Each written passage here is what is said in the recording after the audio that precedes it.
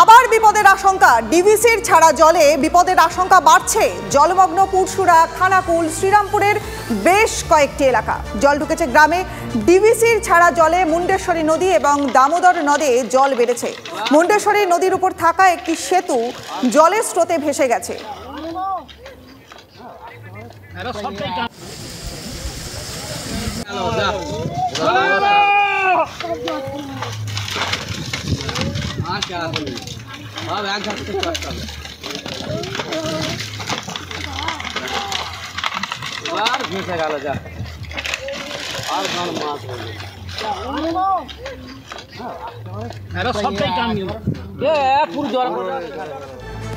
আমাদের তিনজন প্রতিনিধি রয়েছেন আমাদের সঙ্গে। তন্ময় রয়েছেন জয়ন্ত এবং রয়েছেন মনতোষ। প্রথমে চলে যাব তন্ময়ের কাছে। তন্ময়, ডিভিসির ছাড়া জলে বিপদের আশঙ্কা তো বাড়ছে, মানে একেবারে জলমগ্ন পুরসুরা, খানাকুল, শ্রীরামপুরের এই অবস্থা, বর্তমান পরিস্থিতি কি?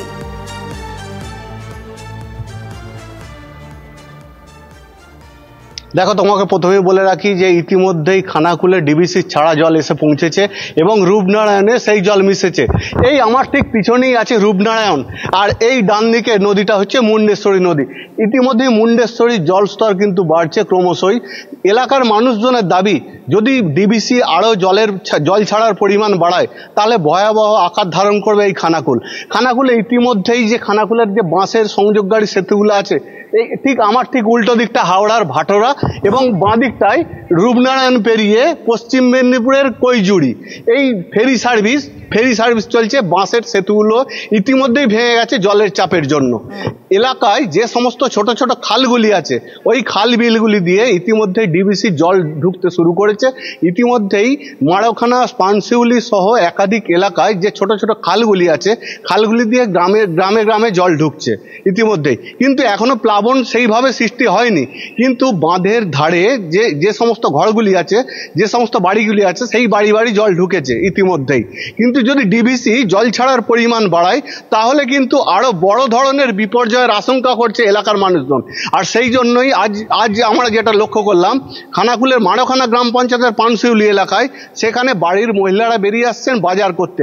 আরো যদি ভয়াবহ আকার ধারণ করে সেই জন্য তারা তাদের রসদটুকু তুলে নিচ্ছেন, এমন ছবি দেখা গেল। বেশ, তুমি তোমার সঙ্গে থাকো। আমি একটু জয়ন্তর কাছে যেতে চাইবো, তার কারণ যেভাবে ডিভিসি জল ছাড়ছে, জল ছাড়ার পরিমাণ বাড়লো, মানে 1,20,000 কিউসেক হারে যদি জল ছাড়া হয় তাহলে পরিস্থিতি কোন জায়গায় গিয়ে দাঁড়িয়েছে? ইতিমধ্যেই জানিয়ে রাখি, জলস্তর কিন্তু দামোদর এবং মুন্ডেশ্বরী নদীতে বেড়েছে। কি পরিস্থিতি এখন বর্তমানে? জয়ন্ত, তোমার কাছ থেকে জানতে চাইবো ছবিটা কি? দেখো, প্রথমে তোমাকে ছবিটা বলি। মাইথন এবং পাঞ্চেত এই দুই জলাধার থেকে ডিভিসি জল ছাড়ে এবং সেখানে 1,00,000 কিউসেকের বেশি জল ছাড়া হচ্ছে মিলিতভাবে দুটো থেকে। অর্থাৎ সেই জল দুর্গাপুরে এসে যখন পৌঁছাচ্ছে, রাজ্য সেচ দপ্তর বাধ্য হচ্ছে জল ছাড়ছে। এখন এই মুহূর্তে দুর্গাপুর ব্যারেজ থেকে 92,675 কিউসেক হারে জল ছাড়ছে। সেই জল যখন হুগলির খানাকুল, পুরসুরা এবং তারপরে হাওড়ার আমতা উদয়নপুরে গিয়ে পৌঁছাবে, তখন কিন্তু আরও ভয়াবহ অবস্থা নেবে।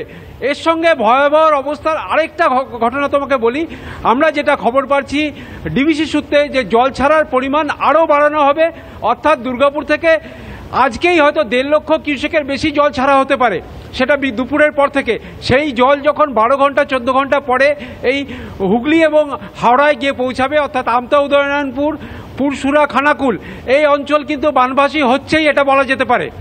বেশ, নজর থাকবে জয়ন্ত, তুমি সঙ্গে থাকো।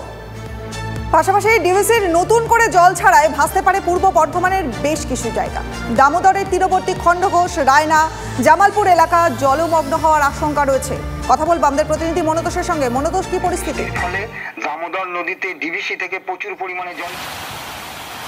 দামোদর তীরবর্তী যে সমস্ত এলাকাগুলো রয়েছে, বিশেষ করে নিম্ন দামোদর, সেই নিম্ন দামোদর অঞ্চলে, তার মধ্যে খণ্ডঘোষ, রায়না এবং জামালপুর, এই তিনটে অঞ্চল বিশেষ করে প্রত্যেক বছর যখন ডিভিসি জল ছাড়ে এই অঞ্চলের যে সমস্ত নিচু জায়গা সেগুলো কিন্তু প্লাবিত হয়। এবং এই উৎকণ্ঠায় এলাকার যারা মানুষজন রয়েছেন, যারা দামোদর পার্শ্ববর্তী মানুষজন রয়েছেন, তারা কিন্তু যথেষ্ট উদ্বেগের মধ্যে রয়েছেন। কারণ ডিভিসি জল ছাড়লে এই যে সমস্ত জায়গা, নিচু জায়গাগুলি আছে, সেগুলি প্লাবিত হতে পারে, প্রত্যেক বছরই প্লাবিত হয়। এবং এই আশঙ্কা থেকে জেলা যে সমস্ত পঞ্চায়েতগুলি রয়েছে এই দামোদর দামোদর তীরবর্তী যে সমস্ত পঞ্চায়েত রয়েছে তারা কিন্তু ইতিমধ্যেই প্রচার করছে মাইকের মাধ্যমে যে যারা দামোদরের পার্শ্ববর্তী অঞ্চলে যে সমস্ত মানুষজন রয়েছেন জল বাড়লে সেখানে প্লাবন হতে পারে এবং সেই আশঙ্কা থেকেই তারা প্রশাসনের পক্ষ থেকে প্রচার চালানো হচ্ছে, মাইকিং করা হচ্ছে এবং তারা যাতে অন্যত্র সরে যায় এবং তারা যাতে সজাগ থাকে সেই বিষয়টি দেখা হচ্ছে। এবং বিশেষ করে দামোদরের যে জামালপুরের অঞ্চল, সেই জামালপুরের অঞ্চল কিন্তু প্রত্যেক বছর প্লাবন হয় জল বাড়লে এবং 1,20,000 কিউসেক জল যে ছাড়ার কথা আছে সেক্ষেত্রে কিন্তু নিম্ন দামোদর অঞ্চলের বিশেষ করে জামালপুরে কিন্তু প্লাবনের আশঙ্কা একটা থেকেই যাচ্ছে। একেবারেই নজর থাকবে মনোতোষ। আপাতত ধন্যবাদ সকলকে। কুয়ে নদীর জলের তোড়ে লাভপুরের থিবা গ্রামের কাছে ভাঙলো নদী বাঁধ ভেঙে প্লাবিত বহু চাষের জমি বোঝার অবস্থা নেই। ছবিটা দেখলেই বোঝা যাচ্ছে ক্ষতিগ্রস্ত থিবা গ্রামের একাংশ। ঘটনাস্থলে পরিদর্শন লাভপুর ব্লকের বিডিও ও পঞ্চায়েত প্রধানের।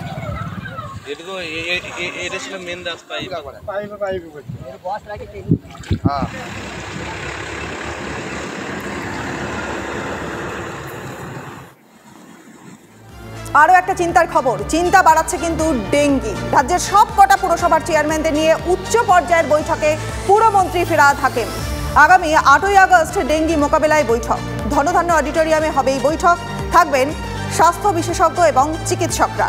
কথা বলবো আমাদের প্রতিনিধি সায়ন্তর সঙ্গে, বিস্তারিত জানবো সায়ন্তর কাছ থেকে। সায়ন্ত, দেখো, ডেঙ্গু কলকাতা পুরসভা সহ রাজ্যের বিভিন্ন এলাকায় ইতিমধ্যেই উদ্বেগজনক পরিস্থিতিতে পৌঁছাচ্ছে। সেই জায়গায় দাঁড়িয়ে রাজ্যের সবকটি পুরসভার চেয়ারম্যানদের 8ই আগস্ট বৈঠকে ডাকলেন পুরমন্ত্রী ফিরহাদ হাকিম, যেখানে স্বাস্থ্য বিশেষজ্ঞ চিকিৎসক সহ রাজ্যের সবকটি পুরসভার চেয়ারম্যান উপস্থিত থাকবেন এবং সেখানে ডেঙ্গু কি করে প্রতিরোধ করা যায় সেই ব্যাপারে যাবতীয় বিস্তৃত আলোচনা হবে বলে খোদ রাজ্যের মন্ত্রী ফিরহাদ হাকিম জানিয়েছেন। ধন্যবাদ তোমায়। পুরমন্ত্রী ফিরহাদ হাকিম তিনি কি বলেছেন এ বিষয়ে শোনাবো। লেট বর্ষার জন্য ডেঙ্গি হচ্ছে এবং একটা অদ্ভুত জিনিস হচ্ছে যে আমাদের পেরি আরবান এলাকা আর্থিক সামাজিক উন্নয়নের জন্য অনেক জায়গায় ঢালাই করা বাড়ি হচ্ছে, তো সেইটাও আমরা সিএমএইচ বিভিন্ন এলাকার বলেছি 8 তারিখে সব পৌরসভাকে নিয়ে আমি একটা মিটিংও করছি, আর কি কি করণীয় আছে সেগুলো নিয়ে একটা ওয়ার্কশপ মতন করবো।